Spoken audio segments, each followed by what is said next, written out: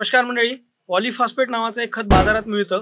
ते पॉलीफॉस्फेट नावाचं खत काय आहे, यामध्ये कोणते घटक आहे आणि कोणकोणत्या पिकांवर चालते किंवा कोणकोणत्या पिकाला हे दिलं पाहिजे, असा प्रश्न मला विचारलेला स्वप्नील भाऊ जटाळे नावाचे आपले शेतकरी आहे, त्यांनी मला हा प्रश्न विचारलेला आहे। पॉलीफॉस्फेट काय आहे?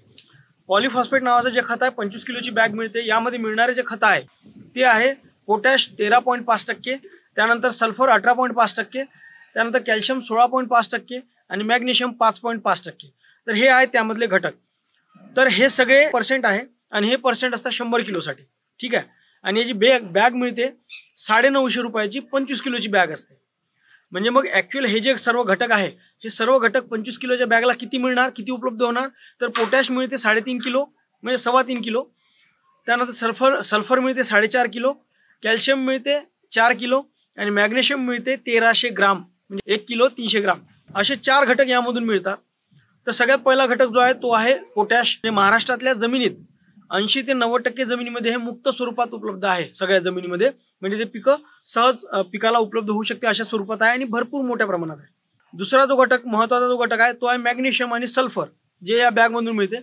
परंतु आपण जर मॅग्नेशियम आणि सल्फर म्हणजे मॅग्नेशियम सल्फेटची जर बॅग बाहेरून आणून जर दिली, तर त्या बॅगमध्ये मॅग्नेशियम मिळते 15 किलो आणि सल्फर मिळते 28 किलो आणि ही बॅग असते परत 25 किलोची। म्हणजे मॅग्नेशियम 25 किलोच्या बॅगमधून मॅग्नेशियम मिळते 3.4 किलो आणि सल्फर मिळते 7 किलो। एवढ्या मोठ्या प्रमाणात त्या मॅग्नेशियम सल्फेटमधून आपल्याला मॅग्नेशियम आणि सल्फर मिळते। म्हणजे पोटॅश कव्हर झालं, मॅग्नेशियम आणि सल्फर कव्हर झालं, आधी उरला विषय फक्त कॅल्शियमचा। तर मग कॅल्शियम, आपण मग फक्त कॅल्शियमसाठी एवढं महाग खत आपण दिलं पाहिजे का?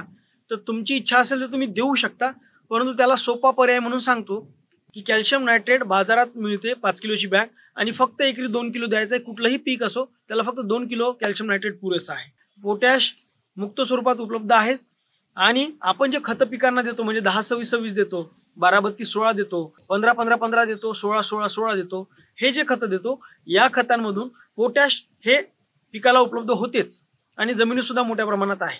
त्यामुळं फक्त पोटॅशसाठी म्हणा किंवा या सगळ्या खतांसाठी एवढं महाग खत वापरलं पाहिजे का? आता हा प्रश्न तुमचा आहे। तर मंडळी, अशा जर टेक्निकल बाबी आवडत असतील माझे चॅनल सबस्क्राईब करा। म्हणून म्हणतो मंडळी, लक्षात ठेवा, असेल वावर तर सबस्क्राईब करा ॲग्री पॉवर। धन्यवाद।